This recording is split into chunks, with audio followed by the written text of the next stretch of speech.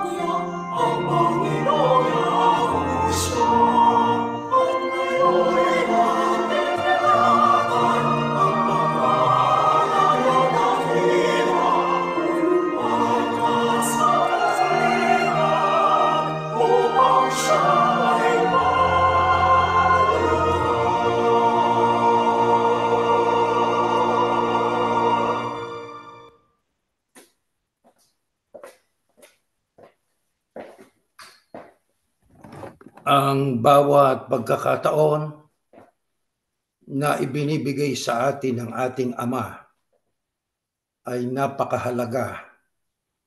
Tayo ay magising sa umaga, taglay ang ating lakas, bagaman ang iba ay nagkasakit. Subalit sa tulong ng Ama, tayo ay kanyang pinalalakas. Mahalaga po ang bawat sandali na tayo ay nagkakasama-sama, hindi man pisikal, sa iisang espiritu. Tayo ay pinagbuklod ng Diyos sa hangarin nating siya'y ating patuloy na sambahin, sapagkat ang pagsamba sa Diyos ay katutubong tungkulin natin, na yan ay mawawakasan lang kapag tayo ay pinapagpahinganan ng Panginoon Diyos, o kaya naman pagdating ng rapture o pag-agaw sa atin sa alapaap, sa pagsalubong natin sa ating Panginoong Yahushua, na yan ang ating pong inaasahan, yan ang unang pagkabuhay na mag-uli. Sa ating paksa, ang sabi, ang ilaan ng ating sarili sa pagsamba sa Diyos. Kaya tuwing pagsamba sa ating Ama, dapat po ay hindi lamang ang ating panglabas na anyo ang nakagayak. Hindi lamang ang ating kasuotang angkop sa okasyon ang ating iginagayak o inihahanda, kundi maging ang ating mga pag-iisip ay ating itinutuon sa ating pag-aaral ng mga salita ng Panginoon Diyos. At ang sabi pa nga diyan, ilan ang ating sarili sa pagsamba sa Diyos at magtatagumpay tayo sa ating mga pagsisikap sa buhay. Alam naman natin na habang may buhay, meron tayong mga tungkulin at mga responsibilidad. Kung tayo ay may pamilya, lalo na, ay napakalaki ng ating responsibilidad para ating pangalagaan ang ating pamilya, para mamalaging intact ang ating pamilya, para ang ating pamilya lalo na pagdating sa pananampalataya ay lalong maging matatag at magiging matibay sila sa ating paglilingkod sa Diyos nating si Yahuwah. Mga kapatid, hindi lingid sa inyong kaalaman ang nakikita nating mga nagaganap sa ating kapaligiran. Mga umiiral na mga digmaan sa iba't ibang panig ng mundo, mga digmaang malapit sa atin, digmaang malayo sa atin. Yan pong mga iba't ibang kalamidad at yan pong iba't ibang uring mga karahasang nagaganap sa iba't ibang panig ng mundo. Kung ating pong pagsasama-samahin yan at kung ating lalagumin, ay iisa ho ang kanyang patutunguhan niya. Yan po ang totoo'y ipinagbauna na sa Biblia. Mga palatandaang sinabi na ng ating Panginoong Yahushua nang tanungin siya ng kanyang mga alagad tungkol sa magiging palatandaan ng kanyang ikalawang pagparito na para sa atin ay yam nga po ang rapture para sa ating kaligtasan.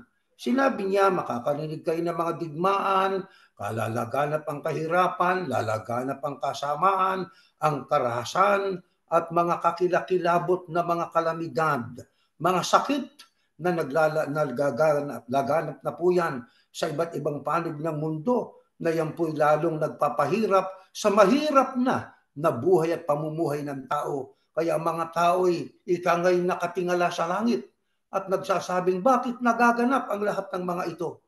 Mga kapatid, para sa atin, hindi isang bagong bagay po yan. Yan nga pong ating hinihintay sapagkat yan po ang mga palatandaan na tayo hindi na magtatagal, magwawakas na ang ating pong takbuhin sa ating paglilingkod sa Panginoon Diyos. Ang lahat ng mga uri ng mga kasamang ito ay hindi dapat makahadlang sa ating pong paninindigan sa panig ng Panginoon Diyos. Problema, sakit, ano pa man yan, banta na mga kaaway, lahat ng yan ay hindi dapat makapigil sa ating pagsamba sa Panginoon Diyos.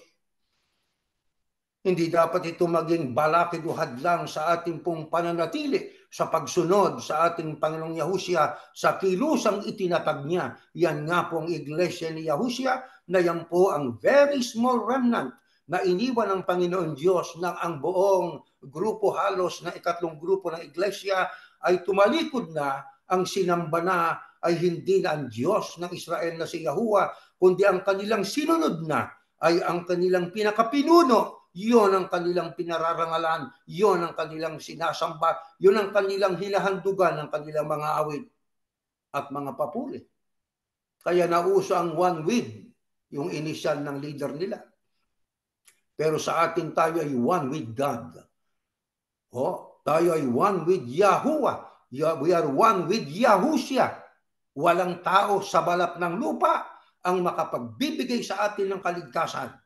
Isa lang ang tagapamagitan natin at tagapagligtas.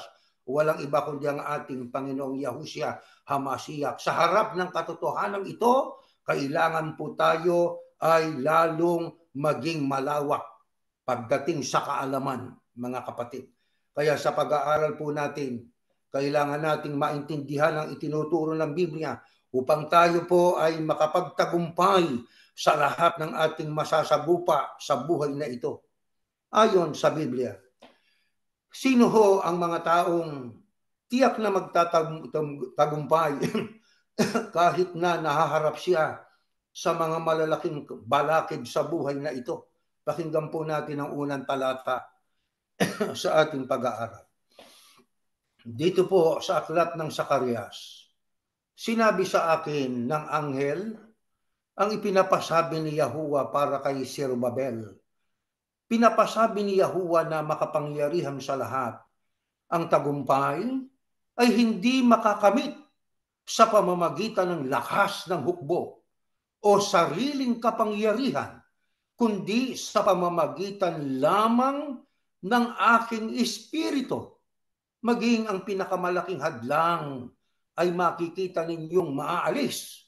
Muli mong itatayo ang templo at habang inilalagay mo ang kahuli-hulihang bato, magbubunyi ang mga tao at kanilang sasabihin, napakaganda.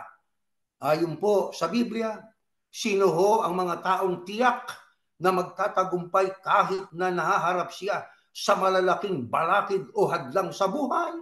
Ang binasa natin ito ay referido noong panahon ng mga propeta.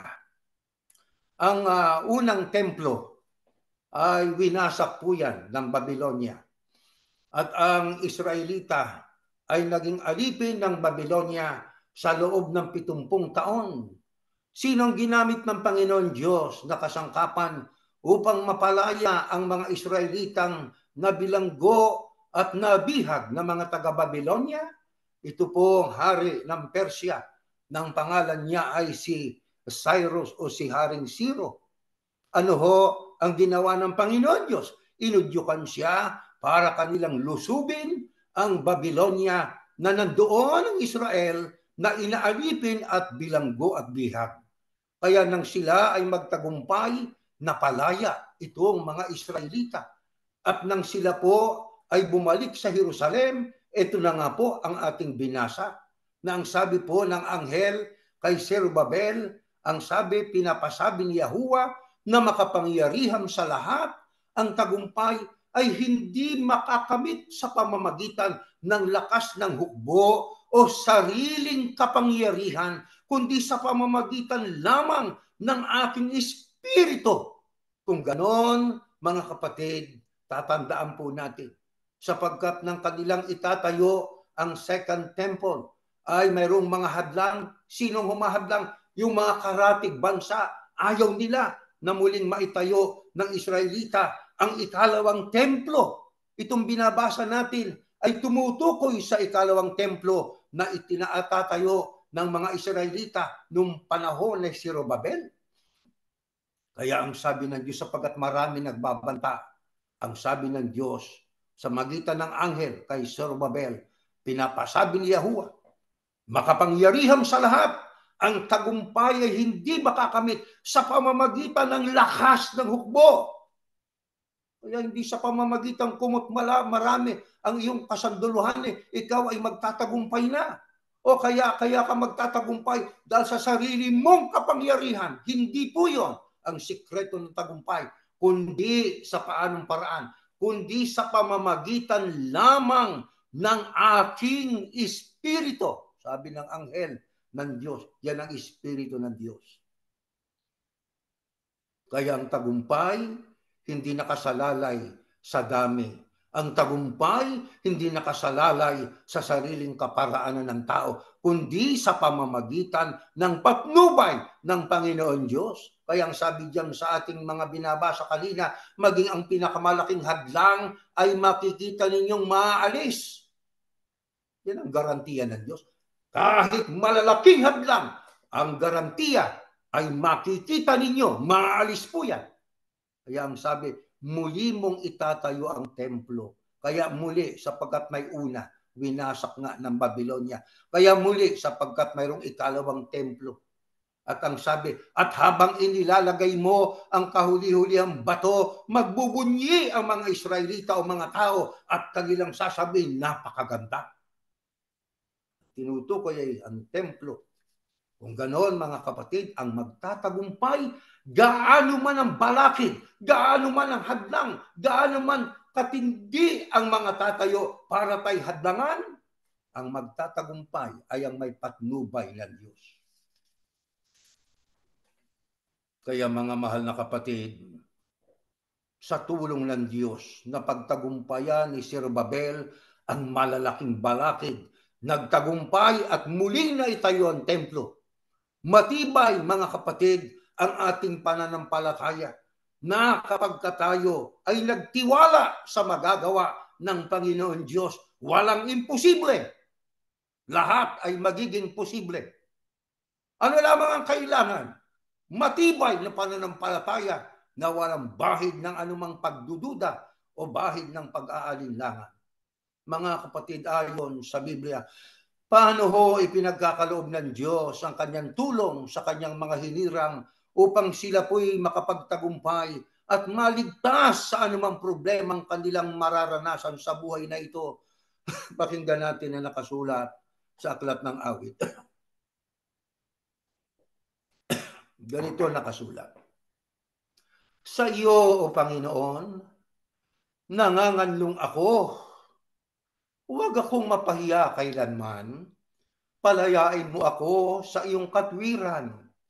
Ikiling mo ang iyong pakinig sa akin. Iligtas mo akong madali. Maging matibay na kanlungang kanawa sa akin. Bahay na sanggalangan upang iligtas ako. Sapagkat ikaw ang aking malaking bato, ang aking kuta. Alang-alang nga sa iyong pangalan ay pangunahan mo ako at patnubayan mo ako. Paano'y pinagkakaloob ng Diyos ang kanyang tulong sa kanyang mga pinili, sa kanyang mga hinirang, kahit kukunti sa bilang, upang sila'y makapagtagumpay at maligtas sa anumang problema na pwede nating masagupa. Diyan po ay salita yan, panalangin yan ni Haring David. Ano ang ating mababaka sa panalangin ni Haring David? Ang kanyang pagtitiwala sa Diyos. Diyan sa kanyang mga pangungusap ay ating mararamdaman ang kanyang lubos na pagtitiwala sa Panginoon Diyos. Ang sabi nga niya, O Panginoon, nangangalong ako sa iyo. Huwag akong mapahiya kailanman. Palayain mo ko sa iyong katwiran. Ikiling mo ang iyong pakinig sa akin.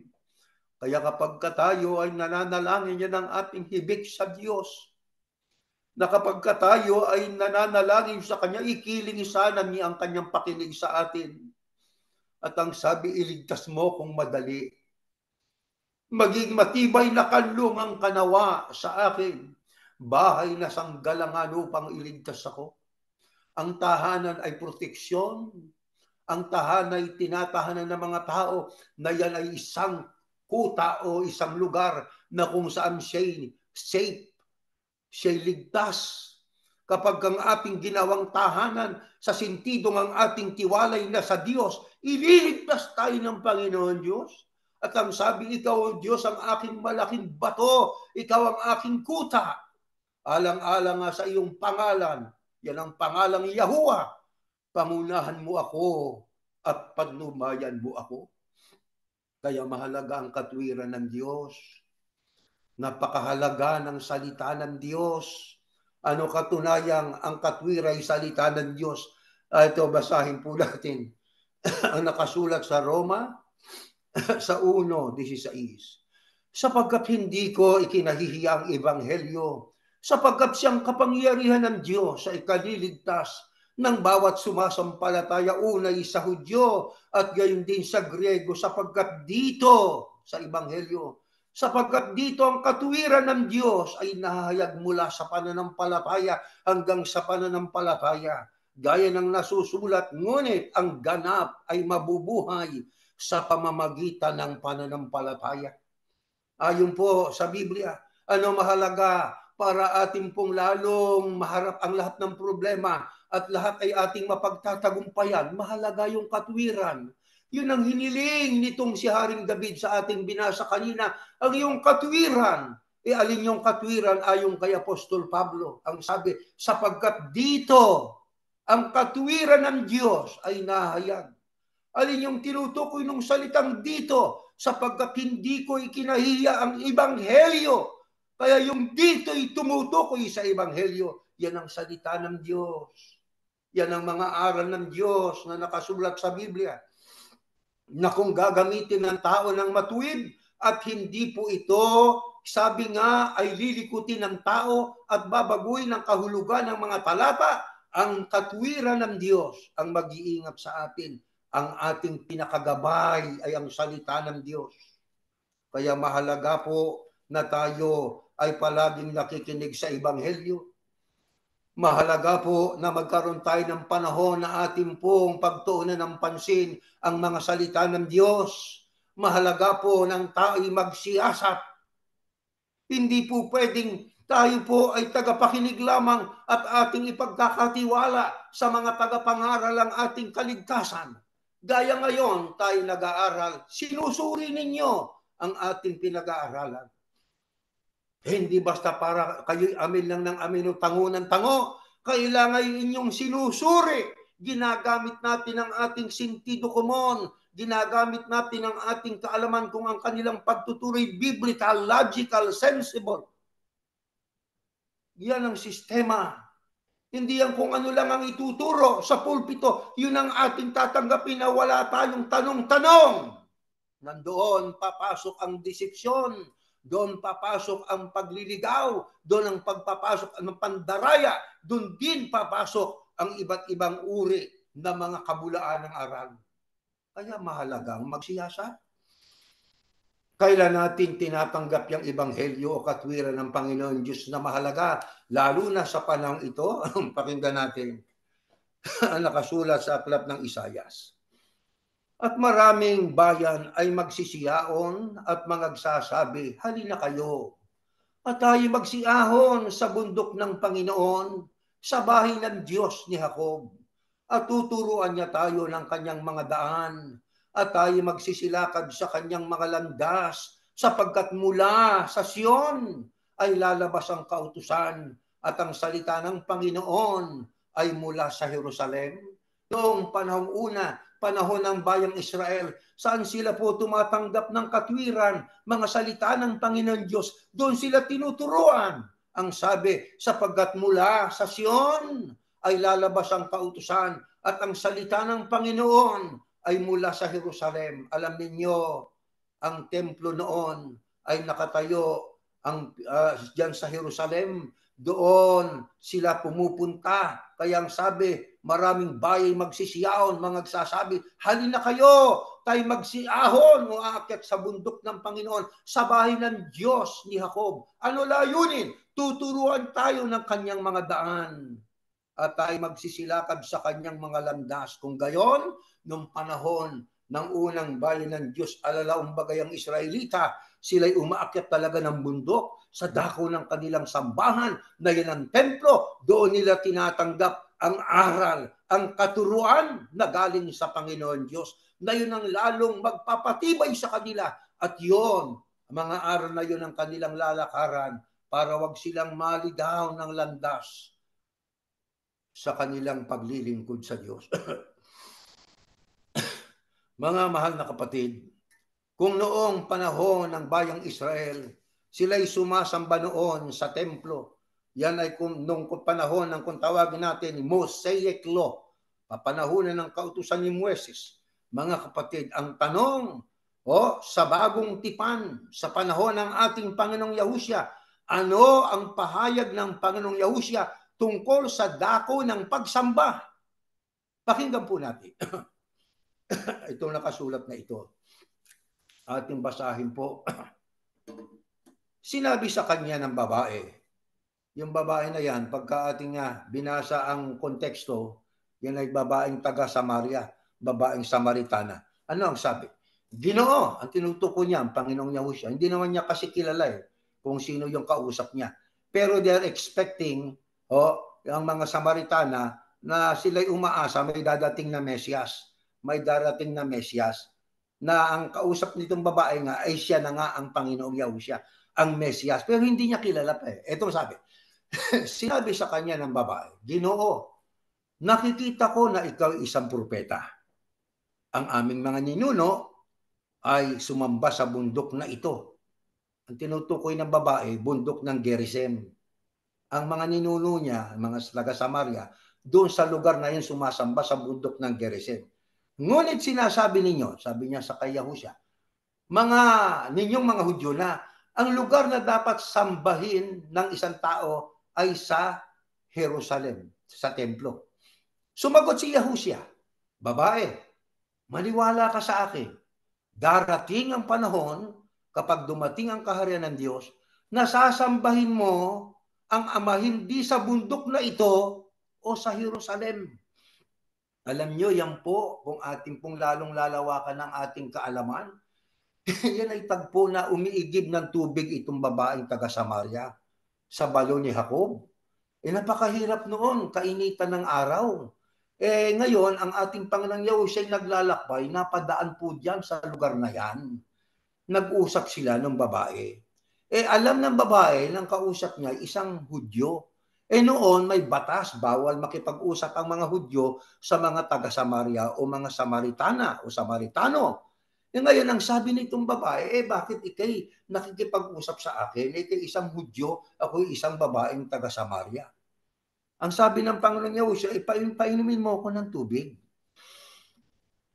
Ang sabi ng babae, bakit ka nga nakikipag-usap sa akin? Ako ikang Hudyo, ako na may taga-Samaria. Bawal yung ating ginagawang yan. Ang sabi ng Panginoong Yahushua, pagka ang wika, ikay akin pinainom ng tubig na galing sa akin, hindi ka na mauuhaw kahit kailan. Nagtaka ngayon yung babae yon. Ikaw yata isang propeta, sabi niya. At hindi lang yon. At tinanong pa siya ng Panginoong Yahushua, ikaw ba may asawa? Sabi ng babaeng taga-Samaria, nagsinungaling wala ang wika kong asawa. Tinukoy ngayon ng Panginoong Yahushua. Ano sabi ng Panginoong Yahushua? Oo, ang totoo yung kasama mong lalaki, hindi mo asawa yan eh. Mayroon ka ng 5 asawa. So itong babaeng ito, ang sabi niya, Ginoo, nakikita ko na ikay isang propeta.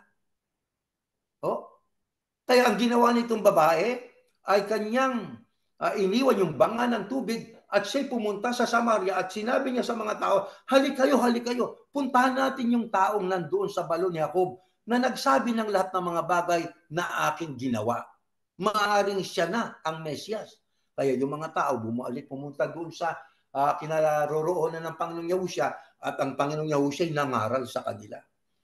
Pero dito sa tagpong ito, ang sinabi nitong babae sa ating Panginoong Yahushua, ang aming mga ninuno, mga taga-Samaria, ay sumasamba sa bundok na ito, yan ang Gerizim. Ngunit sinabi ninyong mga Hudyo na ang lugar na dapat sambahin ng isang tao ay sa Jerusalem, sa templo. Kaya dito, ito'y magandang dapat nating pag-usapan. Lugar ang pinag-uusapan dito, bundok ng Gerizim, sambahan ng mga taga-Samaria, pero ang kanilang Diyos ay hindi Diyos ng Hudyo. Ibang Diyos-Diyosan. Ito'y bundok naman ng Jerusalem, ang lugar na doon sumasamba ang mga Hudyo sa Panginoon Diyos na si Yahuwah. Ngayon, sinabi ng Panginoong Yahushua sa babae. Sumagot si Yahushua, babae, maniniwala ka sa akin. Maniwala ka. Darating ang panahon. Kapag dumating ang kaharian ng Diyos, ibig sabihin, dumating na yung panahon na na hindi na mahalaga yung lugar ng pagsasambahan. Ano katunayan? Nasasambahin mo ang Ama hindi sa bundok na ito, yung Gerizim, o sa Jerusalem. Bakit nga po? Sapagkat ang sabi nga po doon, pag binasa natin sa Juan 4:23-24, ang Diyos ay Espiritu at ang sa Kanya'y sumasamba ay dapat sumamba sa Espiritu at katotohanan, hindi na partikular ang lugar. Ang importante yung pagsambang tama. Paanong tamang pagsamba na? Pagsamba sa Espiritu at katotohanan. Ano yung katotohanan? Hindi yun ang katwiran, yun ang ebanghelyo. Paano naman ang pagsamba sa Espiritu? Sambahin nawa ang pangalan mo nung manalangin ng Kristo, Ama namin, nasa langit ka, sambahin nawa ang pangalan mo. Kaya ang pangalang Yahuwah nalaman natin. Naging tama ang pagsamba natin sa Diyos. Hanggat hindi alam ng tao ang tunay na pangalan ng Diyos, ay hindi siya makasasamba sa Espiritu, sapagkat ang tamang pagsamba sa Espiritu hindi sa pamamagitan ng ribulto, hindi sa pamamagitan ng mga imahe, kundi sa pamamagitan ng pagsamba sa pangalan Yahuwah. Mga kapatid, noon sa templo sumasamba, nagusali ang mga Israelita. Doon sa templo, nagpapakaranas ang Diyos. Doon sa templo, nararanasan nila ang kapangyarihan ng Panginoon Diyos. Pero sa ating panahon, sino na ang templo? Pakinggan ninyo ang nakasulat dito sa Aklat ng Korinto. Next slide. Hindi ba ninyo nalalaman at nauunawaan na kayo ang iglesia? Anong iglesia? Tumutukoy sa mga followers yan. Tumutukoy sa mga kasama sa kilusan. Ang iglesia, ang templo ng Diyos. At ang Espiritu ng Diyos ay nananahang permanenteng sa inyo, sama-sama at individual. Sa panahon ng unang mga lingkod ng Diyos, yan ang Israelita, literal na templo. Doon sila pumupunta, umaakyat, sasamba kay Yahuwah. Doon tumatahan, nagpapakaranas ang Panginoon Diyos. Sa panahon natin, ang sabi ni Pablo, hindi ba ninyo nalalaman at nauunawaan na kayo, ang tinutukoy na kayo, mga followers, tumutukoy sa mga tagasunod ng ating Panginoong Yahushua. Sino sila? Itinulad sila sa mga iglesia. Kaya sa ibang talata, binabati kayo ng mga iglesia na ni Kristo o ng Kristo. Actually, yung salitang Kristo, hindi naman pangalang personal yun eh. Ang akala nila, apelyido yun, Heso Kristo. No, ang Kristo ay pangalang ng titulo. Ang Yahushua ay proper noun. Pero yung Mesias o Kristo, ang ibig sabihin, pinahiran, anointed. Di ba? Kaya pag sinabing tayo ay iglesia ni Kristo, mali yung salitang ni. Para mong sinabing, di ba? Presidente ni Pilipinas. Hindi ganun eh. Presidente ng Pilipinas. Di ba? Iglesia ng Kristo o iglesia ng Mesias. Hindi iglesia ni Mesias. Mali po ang preposisyon. Dapat ay ng iglesia ng Kristo. Sapagkat ang ibig sabihin ng Kristo ay pangalan ng titulo, ng ibig sabihin ay Mesias o anointed, pinahiran. Ang proper ng doon ay Yahushua. Kaya may hula, darating din ang panahon, papalitan ng pangalan, you will be renamed. Papalitan ng tama. Sapagkat sa dalawang pangalang Kristo, titulo yon. Yahushua, proper noun. Sa dalawang pangalang yon, ang pangalang may kaligtasan, Yahushua. Sapagkat ang sabi sa Mateo 1:21, ipanganganak mo ang isang lalaki at tatawagin mo ang kanyang pangalang Yahushua sapagkat siya ang magliligtas sa kanyang bayan. Kaya ang kahulugan ng salitang Yahushua ay tagapagligtas. Kaya iglesia ni Yahushua, followers ni Yahushua. Ang mga followers ni Yahushua, yung din ang mga iglesia. Sapagkat ang iglesia tumutukoy sa katawan ng Kristo at siya ulo. Itinulad niya ang mga taong sumusunod sa kanya sa katawan, na bumubuo sa katawan, para ipakita ang relasyon sa ulo. Kaya pag sinabi, iglesia ni Yahushua, followers tayo ni Yahushua. Itinulad lang sa katawan para ipakita ang relasyon na hindi tayo iba kay Yahushua. Katawan niya tayo, ulo natin siya. Ay yung iba, tinatawag nila ang kanilang sariling iglesia daw sila na Kristo, pero ang kanilang sinusunod hindi na ang Kristo. Sino na ang kanilang sinusunod? Ang leader na nila. Paano sila nadadaya? Ginagamit kasi ang Biblia.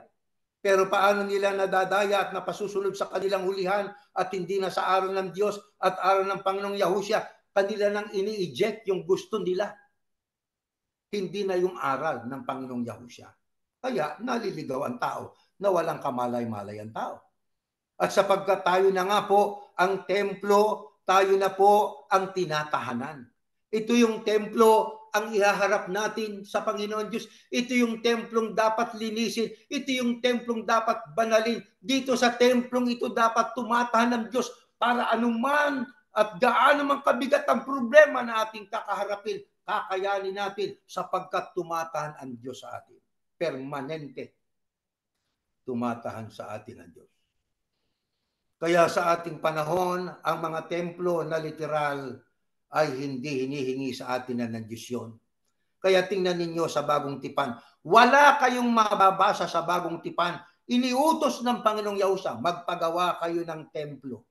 Sabi ng Diyos, hindi ako tumatahan sa gusaling gawa ng kamay ng tao. Anong uring bahay o tahanan ang gagawin nyo para sa akin? Sabi ng Panginoong Diyos, kayo na ang templo. Kayong mga tagasunod ni Yahushua. Kaya mahalaga sa ating pagsamba, matanggap natin ang Ebanghelyo. Yung katwiran. Kaya ano ang dapat na gawin ng mga disipulo ng ating Panginoong Yahushua? Tayo. Pakinggan natin. Next slide. Ganito ho ang nakasulat. At sinabi niya sa kanila, pumunta kayo sa buong sanglibutan at ipangaral niyo ang Ebanghelyo sa buong sanglilikha. Yan ang utos sa mga alagad noon. Yan din ang utos sa atin sa panahon ngayon. Pumunta kayo sa buong sanglibutan. Ito parang imposible nung panahon ng mga apostol. Kapag paano ng mga apostol, hindi naman sila nakarating sa iba't ibang lugar na malalayo eh. Pero ito'y naging posible sa panahon natin na na ang Ebanghelyo ay maipangangaral sa sanlilikha o sa sanglibutan, buong sanglibutan. Sa paanong paraan? Next slide po. Ito nakasulat. Ito next slide. Dapat ikaw, Daniel, ay isarang mga salita at tatakan mo aklat hanggang sa panahon ng kawakasan. Ito yung panahon na yun. Malapit ng kawakasan. Ano mangyayari? Marami ang tatakbo, pabalik-balik, at ang kaalaman ay dadami o lalago. Paano magiging posible ang utos ng ating Panginoong Yahushua noon sa mga apostol na inyong ipangaral ang Ebanghelyo sa buong sanglilikha, sa buong mundo? Naging posible sa panahon natin ngayon. Pag malapit na kawakasan, bakit? Maraming tatakbo, pabalik-balik. Yan ang komunikasyon at transportasyon. At ang sabi, ang kaalaman ay lalago. Kung babasahin nyo sa English, and knowledge shall increase. Ang kaalaman ay lalago. Kaya meron na tayong virtual na pagsamba. Kaya meron na tayong mga pagsamba sa magitan po ng ating po ika nga ay Zoom. Di ho ba? Lumago ng karunungan ng tao eh. Kaya walang madahilan na tayo hindi makakasamba sa Diyos, mga kapatid. Makakasamba tayo sa Diyos sapagkat ang Diyos ay kahit saan. Teo omnipresente, omnisciente, Teo omnipotente. Ano ibig sabihin? Teo omnipotente, Diyos na makapangyarihan sa lahat. Kaya kahit saan ka, pwede kang sumamba sa Kanya. Individual o sama-sama. Teo omnipresente, ibig sabihin kahit saan nandun ang Diyos. Di ba? Teo omnisciente, all-knowing ang Diyos. Kaya kung saan ka man tayo pumunta, basta tayo sumasamba ng tama sa espiritu at katotohanan, nandun ang Diyos, mga kapatid. Di ba? Kaya noong masira ang ikalawang templo, winasak ng mga Roman soldiers noong 70 AD, hindi wala ng templo noon, panahon ng mga apostol. Saan sila sumasamba noon? Next slide. Ito, pakinggan natin. Hinayaan ni Gayo na gamitin ko at ng buong iglesia dito ang kanyang tahanan. Tahanan. Hinayaan ni Gayo na gamitin ko at ng buong iglesia dito ang kanyang tahanan. Ipinapadala niya ang kanyang pagbati sa iyo. Nagpapadala rin ng kanilang pagbati si Erastos at ang aming mga kapatid na si Quartos, si Erastos, at saka city treasurer dito. Ang sabi dyan, may nakasulat dyan. Kaya sa bahay-bahay sila sumasamba noon, mga kapatid. Kaya itong ating ginagawang pagsamba sa bahay-bahay, sabi ng Iglesia ni Cristo na pinanggalingan ko, ang pagsamba nyo walang kabuluhan sapagkat hindi kayo sumasamba sa kapilya. Ganon. Ganon bala, walang kabuluhan. Sino may sabi sa inyong walang kabuluhan? O bueno, sige. Sabihin na natin walang kabuluhan sapagkat sa bahay-bahay tayo sumasamba. Nung magkaroon ng COVID, sumasamba pa ba kayo sa kapilya nyo? O na mayroon pa bang kabuluhan yung kapilya nyo? Saan kayo sumamba nun? Sa bahay-bahay nyo rin O di wala rin kabuluhan yung pagsamba nyo? Pambihira itong mga iglesia ni Cristo. Diyan ako galing. 24 years na ako halos ay naging ministro po yan. Pero ang problema, kung ano lang ang gustong ipaturo ng leader, yun ang aming ituturo. Walang labis, walang kulang. Hindi ka pwedeng magtanong, baka ikay malagay sa kaalanganin. Mga kapatid, totoo po yun. Kaya yun ang sagutin nila. Na magka-COVID ba? Saan kayo sumamba? Hindi ba sa bahay-bahay ninyo? Di wala rin kabuluhan yung pagsamba nyo. Nagdadahilan sila. Kaya agad-agad bumalik kayo sa kapilya. Bakit? Humihina abuloy Bumalik kayo rito. Humihina ang paglalagak para sa taunang pasalamat nila Bumalik kayo rito. Kaya yun, gumamit ng face mask. Nagkakasakit-sakit pa yung iba. Yang kapilya na yan, sabi ng Diyos, anong klaseng bahay ang ipagagawa ninyo? Na doon ako tatahan. Hindi tumata ng Diyos sa gusaling gawa ng kamay ng tao. Sila, gawa ng gawa. Ano ang purpose nila? Alam na natin ang purpose nila. Para walang patid ang pagdaloy ng kwarta. Walang katapusan yan. Alam niyo mga kapatid, ang abuloy natin tuwing pagsamba lamang. Samba tayo ngayon, mag-abuloy kayo ayon sa pasya ng puso ninyo. Yung masaya sa kalooban. Walang babati sa inyo. Walang pipilitin na mag-abuloy. Nasa atin na po yun kung mag-aabuloy tayo. Ako bilang isa, hindi pwedeng hindi ako mag-aabuloy. Bakit? Sapagkat ang sabi, sa gayong hain ang Diyos ay totoong nalulugod. Isipin ninyo. Saan ginagamit? Ito, sa ere natin, pambayad. Ginagamit sa pagpapalaganap. Ginagamit sa pagtulong sa mga ministro, sapagkat ang mga ministro ay nangangailangan din, kahit na hindi full paid, kahit konti, may tulong, may sweldo, part-time. Kung karapatan ba namin yon? Sabi ni Pablo, malaking bagay ba na kami ay kumuha at makinabang sa inyo sa mga bagay na panlupa? Ang nabubuhay sa tabernakulo ay dapat mabuhay din sa tabernakulo. Kaya karapatan yan ng mga ministro. Kaya tingnan niyo mga pastor na iba rito. Ang lalaki ng mga sahod, ginawa ng negosyo yung relihiyon nila Pero dito sa iglesia ni Yahushua, batay sa labor law. At dito sa iglesia ni Yahushua, wala ritong anomalya sapagkat hindi obra rito anomalya sapagkat ino-audit lagi ito ni Uncle Sam tuwing katapusan ng taon. Itong Abril ay magsusulit na naman ang Opirpa Foundation sapagkat yan ang ating platform sa ating pagsamba para malaman nila kung saan natin nagugugol yung ating abuloy. Dito, open book. Wala tayo ritong lihim. What you see is what you get. Kung ano man ang inyong nakikita, yun ang totoo. Wala ritong lihim at hiwaga ng kwarta. Wala ritong ganon. Hindi natin pwedeng gawin yon. Ayaw nating maulit ang nangyari sa Iglesia ni Cristo nang sila po ay maupo sa pwesto, naubos ng pera, nagkautang pa kung saan ginamit ang pera. Ang pera na abuloy ay dapat gamitin sa godly way, sa godly purpose, sa pagbili ng gamit sa opisina, sa printer kaya, paggawa ng leksyon, pagtulong sa mga byuda at mga ulila, pagtulong sa mga kapatid na nangangailangan, doon dapat iukol ang abuloy. Hindi para sa pagpapagawa ng kapilya na kung walang kapilya, akala mo, anong gagawin sa kapilya? Susunugin yan. Ito ang templo. Ito yung ihaharap natin sa Panginoon Diyos.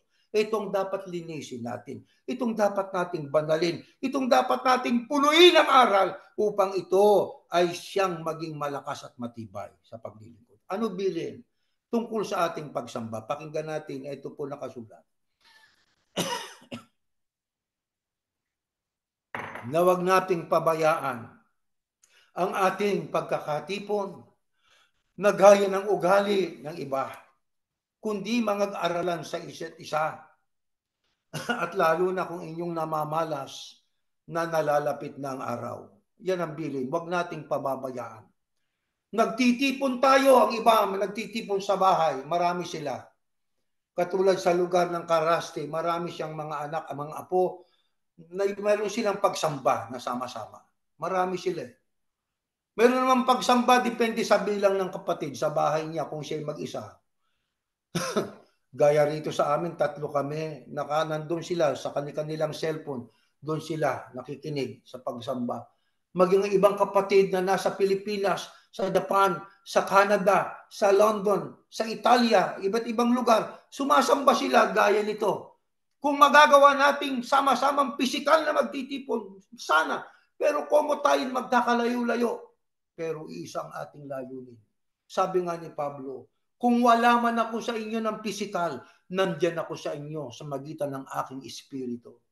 Kaya tayo sasamba sa Diyos sa magitan po ng ating pakikipagkaisa sa diwa, layunin sa bahay na ating kinalalagyan, doon tayo sumasamba. Katulad ng panahon ng mga alagad, di ba? Saan sila sumasamba? Sa bahay-bahay. Katulad po ng ating nabasa kanina, di ba mga kapatid? At hindi lang yan. Ito pa ang sabi. Saan pa sila this is not included in our slide. Allow me to read this. Roma 16:5. Ikumusta rin ninyo ako sa mga mananampalatayang nagtitipon sa kanilang tahanan. Nakita nyo? Pagtitipon sa tahanan. Saan pa? Ito pa. Colosas 4:15. Ikumusta nyo ako sa mga kapatid sa Laodicea, ganun din kay Nimpa, at sa mga mananampalataya na nagtitipon sa bahay niya. Sa bahay-bahay. Ano pa? Ito pa. Sa Gawa 16:40, ang sabi, nang makalabas na sina Pablo at Sila sa bilangguan, pumunta sila kaagad sa bahay ni Lydia. Nakipagkita sila roon sa mga kapatid at pinalakas nila ang pananampalataya ng mga ito. Di ba? Pagsamba, pinalalakas ang ating pananampalataya. Noong makalaya itong si Pablo at saka itong si Silas sa bilangguan, pumunta kaagad sa bahay ni Lydia at doon sila nagtipon-tipon. Pinalakas sa pananampalataya. Ito pa, Gawa 12:12, nang maunawaan niya ang nangyari, pumunta siya sa bahay ni Maria na ina ni Juan Marcos. Maraming tao ang nagkakatipon doon at nananalangin. Bahay-bahay. Panahon ng mga apostol. Hindi naman ito ituturo sa Iglesia ni Cristo. Hindi ito babasahin. Sapagkat kung ito ituturo nila, pwede pala sa bahay-bahay, ba't pa kami pupunta sa kapilya? Tingnan ninyo ang sistema nila. Hindi nila itinuturo. Bahay-bahay. Hindi ako tumitira sa gusaling gawa ng kamay ng tao, sabi ng Diyos. Kayo ang templo. Sa inyo ako tatahan. Kaya mga kapatid ang bilin, huwag nating pabayaan yung pagsamba, lalo na po sa panahon natin ngayon, mga kapatid. Ang gulo na, mga kapatid. Ayan, sa Pilipinas, nagigirian na ang kasandulahan, ang militar ng Pilipinas, kasamang Amerika, at iba pang kalyadong bansa. At ang China naman ay nag-aabang-abang. Naghihintay na lang, kumbaga, nagigirian. Sino man ang unang magpaputok, umpisa na yun ang digmaan. Bukod pa sa digmaan sa Ukraine, bukod pa sa digmaan dyan sa Israel, laban sa mga taga-Palestina at iba't ibang puwersa na mga kalyado ng mga bansang kalaban ng Israel. Bukod pa yung mga civil wars na nagaganap, dagdag pa ang mga pandemya at iba't ibang uring paghihirap ng pamumuhay ng tao. Ano ibig sabihin po niyan? Sa tanggapit hindi ng tao, malapit na tayo sa wakas. Kaya biling, huwag pababayaan ang pagsamba. Yan ang pag-igihin natin. Yan ang ating paghandaan. Ano sinabi ni Pedro tungkol sa ating pong paglilingkod? Mayroon siyang sinasabi na itong ating dapat paghandaan. Kaya mahalagang tuwing pagsamba, nandyan tayo. Diyan tayo humuhugot ng lakas. Diyan tayo humuhugot ng kapangyarihan galing sa Ama. Ay bakit? Ito dahilan. Pakinggan ninyo. Konti na lang, tapos na tayo mga kapatid. Sa unang Pedro, next slide. Ito ang masabi, kayo'y maging mapagpigil. Kayo'y maging mapagpuyat. Ang inyong kalaban, ang na diablo, na gaya ng liyong umuungal, ay gumagala na humahanap ng masisila niya. Bakit dapat tayo laging sumasamba lalo na ngayong malapit na wakas, magulong-magulo na mundo, pahirap ng pahirap ang pamumuhay? Ang sabi, may kalaban tayo. Sino ang numero unong kalaban ng Diyos? Sino nga? Ang diablo. Sa ano itinulad ng diablo? Gaya ng liyong umuungal. Kapag ang liyon ay umuungal, ano ibig sabihin? Susugurin kanyan, lalapain kanyan. Sa ganyang uri ng liyon, itinulad ang diablo. Ano ginagawa ng diablo katulad ng liyon? Gumagalat, humahanap ng masisila niya. Sino ang sisilain? Sino ang dadayain ng diablo? Ang mga Katoliko? Ba hindi. Nadaya na nga sila. Sumamba sa mga rebulto. Ang Iglesia ni Cristo ba? Hindi. Nadaya na nga eh. Ang kanilang sinunod ang leader nila eh. Yung tagapamahalang pangkalahatan nila eh. Isipin ninyo, tagapamahalang pangkalahatan na wala na ang Kristo? Sinong tagapamahalang pangkalahatan ng tunay na iglesia? He is the chief shepherd, pangulong pastol. Sino? Ang Kristo. Di ba? Kaya siyang head, siyang tagapamahalang pangkalahatan ng iglesia o mga followers niya. Isukap na agawin ng mga inagaw yung titulo na yan ng leader ng iglesia ni Kristo. Siya daw ang tagapamahalang pangkalahatan. Bakit? Sa iyo ba ibinigay ang kapamahalaan sa langit at lupa? Para sabihin mo, ikaw ang tagapamahalang pangkalahatan? Ibalik mo yung titulong yan kay Yahushua. Hindi mo titulo yan, kapatid. O, inagaw mo. Isipin mo, hindi lamang ang titulong tagapamahalang pangkalahatan na para kay Yahushua ang inagaw mo. Pati yung pagtatala. Ang itatala mo sa lupa, itatala ng Diyos sa langit. Sunod-sunuran sa iyo ang Diyos. Ang buburahin mo sa lupa, buburahin ng Diyos sa langit. Sunod-sunuran sa iyo ang Diyos. Ang may karapatang magtala ang Diyos. Ang tagapamahalang pangkalahatang tunay, ang Kristo, inagaw mo. Ang pagtatala ng maliligtas sa aklat ng buhay ay ang Diyos ang nagtatala, inagaw mo rin. Sino ngayon ang matutuwa sa iyo? Ipakibalik mo yan. Ang sabi ni Pablo, ako'y ginawang ministro nito ayon sa pamamahala. Ministro! Huwag kang tagapamahalang pangkalahatan. That is not your title. That is title that is given by God to Yahushua, His begotten Son. Hindi mo titulo. Pakibalik mo yan, tagapamahalang pangkalahatan. At saka huwag kang magturo na ikaw magtatala dito para itala ng Diyos ang pangalan ng tao. Ang tindi ng kapangyarihan mo, brother. Grabe ang kapangyarihan mo, nakakapagbura ka sa langit ng mga pangalan para wag maligtas at nakakapagtala ka sa langit ng mga pangalan ng maliligtas. Grabe, ang tindi ng kapangyarihan mo, brother. Ipakibalik mo yan para wag magalit sa iyo ang Diyos at magkaroon pa ng pagkakataong gumaling tayo sa sakit. O yan po'y pag-ibig. Hindi ho yan ay para saktan ang damdamin ni Numan. Hindi po. Pag-ibig po yan. Sapagkat alam ninyo, kung hindi natin itutuwid ang mali, sino ang magtutuwid? Ang Diyos po ang utor ng restorasyon. Kaya mayroon siyang ginagamit na kasangkapan. Di ba? Kaya mahalaga ang tayo nagtitipon talaga eh. Nagsasama-sama. At gaano pa kahalaga po yan. Tingnan natin. Next slide. Ito ho ang nakasulat sa aklat po ng Ebreo. At tayo mga tinginan upang tayo mga udyok sa pag-iibigan at mabubuting gawa na huwag natin pabayaan ang ating pagkakatipon na gaya ng ugali ng iba, kundi mag-aralan sa isa't isa't, lalo na kung inyong namamalas na nalalapit na araw. Mga kapatid, bakit mahalaga? Kung hindi man tayo nagtitipon ng pisikal at hindi natin kayang gawin, kalat-kalat kasi tayo eh. Isipin nyo kung magtitipon tayo sa Jacksonville, yung mga taga-Canada lilipad dito, ang mahal ng pamasahe. Taga-Pilipinas lilipad dito, baka wala pa silang passport. Yung mga taga-California, taga-London, taga-Canada, paano yan? Kaya nga salamat sa inaimbento ng Diyos eh. The increase of knowledge lead us to do our worship service virtually sa mamagitan po ng ating virtual na pagsamba. Nakikita po ninyo. Kaya po talagang dapat nating ipagpasalamat sa Diyos eh. Hindi ho ba? Kaya kung tayo po hindi man magkasama-samang physical, gamitin po ang cellphone para tayo po ay magtinginan sa isa't isa. Ibig sabihin, mag-alala sa isa't isa. Alagaan ang isa't isa. Mga udyok sa pag-iibigan at mabubuting gawa. Kaya ang pag-uusapan natin ay pagtitipon, pagsasama-sama ng mga followers ni Yahushua, ang dapat maghari pag-iibigan. Walang fear. F-E-A-R, takot. Ba't ka sumasamba? Takot kasi akong dalawin eh.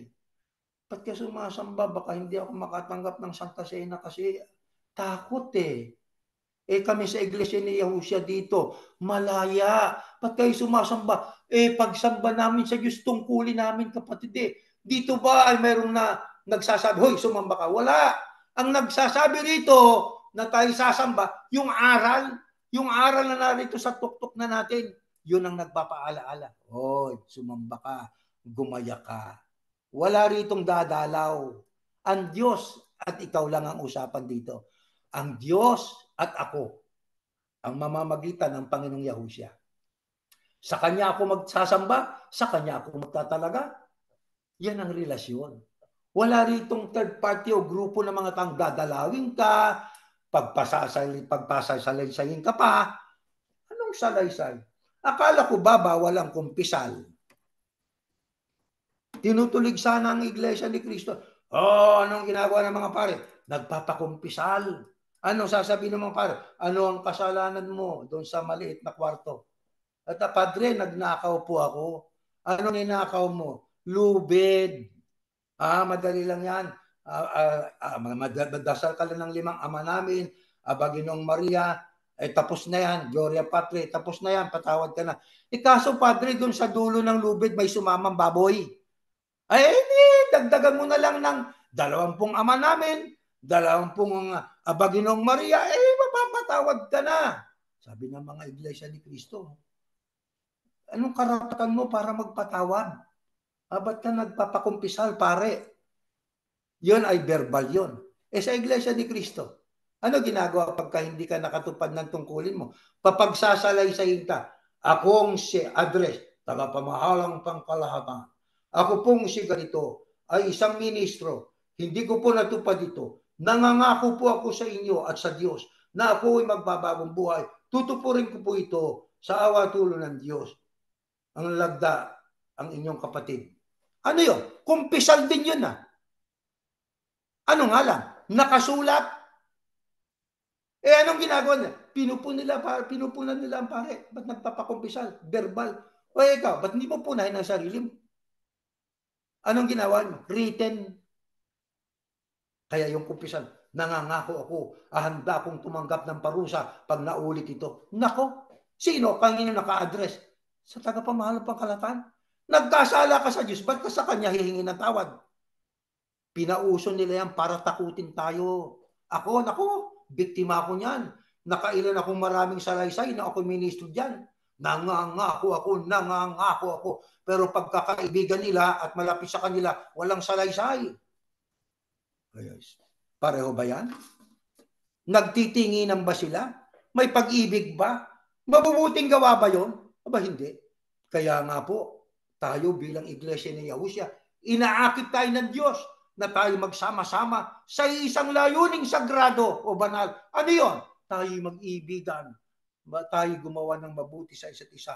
Lalo na, malapit na ang nakikita nating panahon, kakaiba na, mga kapatid. Bakit mahalaga na kung magagawang sama-sama ay mas mabuti? Eto, pakinggan po natin sa mga ilang talata pa. Ebreo, ito nakasulat. Sa 3, pakinggan po natin.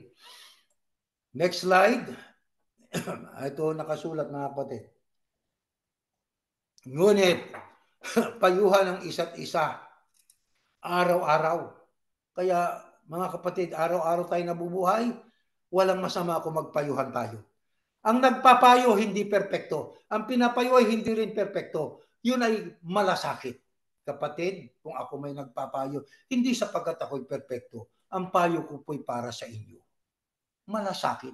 Sabi, samantalang ito'y tinatawag na ngayon. Baka ang sino man sa iyo'y maging matigas sa pamamagitan ng panlilinlang ng kasalanan. Baka ang iba ay maging matigas ng puso at nalinlang na ng kasalanan, ayaw nang tumanggap ng payo. Kaya habang may pagkakataon, tayo'y magpayuhan. Ang pinapayuhan, huwag magalit sa nagpapayo. Manapa, magpasalamat. Ituring natin na sila po'y kasangkapan ng Diyos para tayo ay mapayuhan, mga kapatid. Bakit mahalaga na tayo dapat magsama-sama sa isang layuning sambahin ng Panginoon Diyos? Tingnan ninyo ang kahalagahan pa ng mas maiging marami at magkakasama. Next slide po. Ganito ang ating mababasa, mga kapatid. Ang dalawa ay mas mabuti kaysa isa dahil mayroon silang magandang gantimpala sa kanilang pagsisikap. Sapagkat kung sila'y mabuwal, ang isa'y magtataas ng kanyang kasama. Ngunit asaaban niya na nag-iisa kapag siya'y nahulog, sapagkat wala siyang sino mang makakatulong sa kanya na bumangon. Muli kung ang dalawa ay magkasamang humiga at sila'y mananatiling mainit, ngunit paano magiging mainitin ang isang tao ng mag-isa? Kahit ng isa ay madaig ng isa, ang dalawa ay makakayanan siya at ang isang tatlong tiklop na lubid ay hindi mabilis na nasira. Nakita niyo, napapansin ba niyo? Ang tatlong tiklop na lubid ay hindi mabilis na nasira. Ibig sabihin, pagka tayo may kasama, iba may tutulong sa atin. Tayo iglesia ni Yahushua, followers ni Yahushua, tayo nagsasama-sama. Kung pisikal tayo nagkikita, magpayuhan, magpaalalahanan, magtulungan, ipadamang pag-ibig. Kung maroon tayong maitutulong sa kapatid, huwag na nating sintayin pang magsalita ang kapatid-kapatid. Ito'y tulong ko po sa inyo. Alam ko, nangangailangan kayo. Ganyan ang mga iglesia ni Yahushua. Sakit ng kalingkingan, ramdam ng buong katawan. At dito kailangan ay nagagawa natin ang lahat. Akay ng pag-ibig, akay ng pagmamalasakit sa ating mga kapatid. Mga kapatid, aanhin pa natin ang pera. Darating ang panahon, sabi nga ng ibang mga Bible scholars, wala nang halaga ang pera sapagkat wala ka nang mabibili. Dahil darating ang matinding kahirapan, ang matinding pagdarahok, at yan ay unti-unting nakikita na natin yan. Kaya bilang iglesia ni Yahushua, mga mahal na kapatid, ang paalaala sa atin sa leksyon na ito, huwag nating pabayaan ang ating pagsamba. Dito natin pinupuri ang Ama. Dito natin naluluwalhati ang pangalan ni Yahuwah. Dito natin sinasamba ang Panginoon Diyos. At dito natin tinatanggap ang mga aral niya na kapag nadarama natin ang salita ng Diyos, yon ang nagpapatibay sa atin. Yon ang nagbibigay ng inspirasyon. Kahit may sakit tayo, yon ang nagpapalakas sa atin. Yon ang nagpapatibay sa atin. Yon ang umaangat sa ating sarili para tayo ay magpatuloy sa mahirap na lakbayin sa buhay na ito. At kapag tayo dumadalangin sa Ama na may buong kapakumbabaan at mayroong buong katapatan, ang Diyos natin ang siyang sa atin ay tutugon. Ang Diyos natin ang siyang sa atin ay sasagot. Ano man po ang ating mga suliranin, mga mahal na kapatid, ang ating Ama na si Yahuwah ay nandiyan para ating tawagan.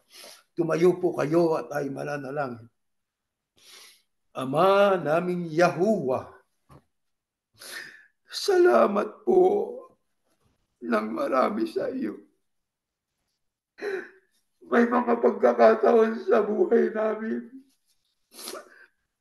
na nakala namin yun ang wakas namin. Pero hindi pa. Hindi mo pa pinayagan. Kami, O Diyos, ay nagdanas ng iba't ibang mga suliranin. Mga anak mo na nagkaroon din ng mga karamdaman. Subalit sa pahintulot mo, narito kami sumasamba. Sa'yo'y pumupuri. Lumuluwalhati na iyong pangalan. Yahuwah, Yahuwah na makapangyarihan sa lahat. Hinihiling namin sa iyo. Dagdagan mo kami ng pananampalataya.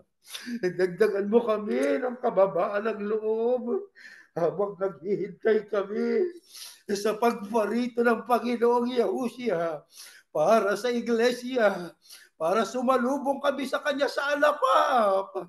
Ama, maigayak kami. Ama Diyos, ang templo nooy mahalaga, panahon ng Israel. Ngunit sa panahon namin, diniklara mo na kami ng templo sa aming kanatatahan. Ito na ang aming pong dapat na linisin.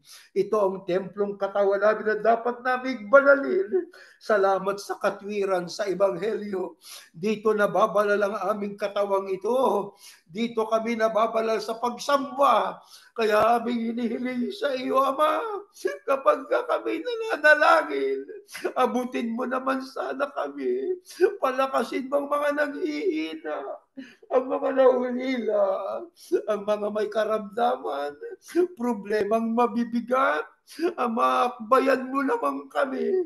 Tulungan mo po kami upang maitaguyod pa namin ang pagsamba sa iyo. At kami handang manindigan sa panig mo. Ano man ang mangyari sa aming buhay, sa namin ipinagkakatiwala ang lahat. Sumasampalataya kami, dininig mo po kami sa aming pagsamba sa ngalan ng iyong anak, ang Panginoong Yahushua na aming tagapagligtas.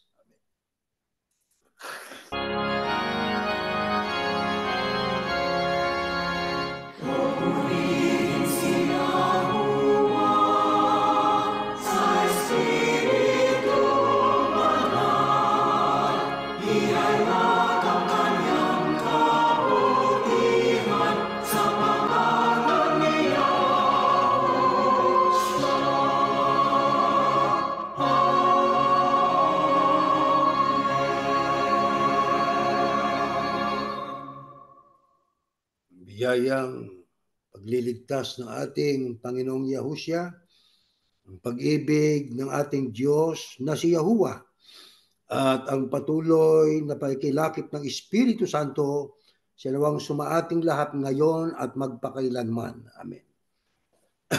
Mga mahal na kapatid, meron tayong tagumilin. Please share our faith to others and tell them they can worship via Zoom at 403-356-689 or via Facebook Live through our website, www.churchofyahushua.org. Ang ating Lord's Supper po will occur on April 22nd, anytime after the sun sets. Ibinatay natin ito sa Jewish calendar. Kaya pagkalubog ng araw, ay pwede na po tayong magdaos ng ating Lord's Supper sa April 22nd. At alam naman natin, ang ating pong Lord's Supper ay sa kanya-kanyang tahanan at mayroon tayong gagawing tinapay at bibili kayo ng katas ng ubas na kidem ang tatak. At mayroon tayong isang pitsel, may kung ilan man pong baso o ilang tao man ang dadalo, yun ang bilang ng baso. At tuturuan namin kayo, paalalahanan namin kayo ng paraan ng pagsasagawa sa kanya-kanyang tahanan. At yan po ay may leksyon at tayo mananalangin ng personal bilang paghahanda sa ating pagtanggap ng Lord's Supper. Sapagkat yan po ay napakahalaga na ating pong okasyon sa Iglesia ni Yahushua. So 1 week before 2020, before 22nd ng April, one week before, magkanya-kanya tayong panalangin sa kanya-kanyang tahanan. Ano po? At saka, ayan, sa 2 Timothy chapter 2, verses 1 down to 2, it says, "First of all, then, I urge that petitions, prayers, requests, and thanksgivings be offered to God for all people." So we're praying to God for the sake of the human race. Buong sangkatauhan po ang ating ipinapanalangin. for the kings, mga leader ng mga bansa, and all others who are in authority, maging mga leader ng relihiyon, that we may live a quiet and peaceful life with all reverence toward God and with proper conduct. Para tayo po ay mabuhay ng may kapayapaan at may paggalang sa Diyos at sa mabutihong kondukta o pag-uugali. Yan ang ating ipinapanalangin buong sangkatauhan. Umaasa po kami ay maliwanag po sa ating lahat hanggang diyan na tayo natatapos po.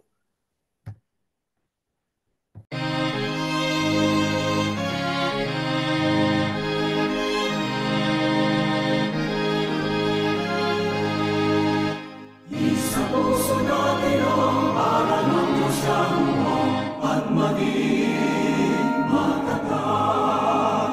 Pagkakyat na darating araw ng paghuhukom o kaya siya'y tingin. Mga labing ang iglesia, ipagtanggol ang katwiran, gamit ang sandal.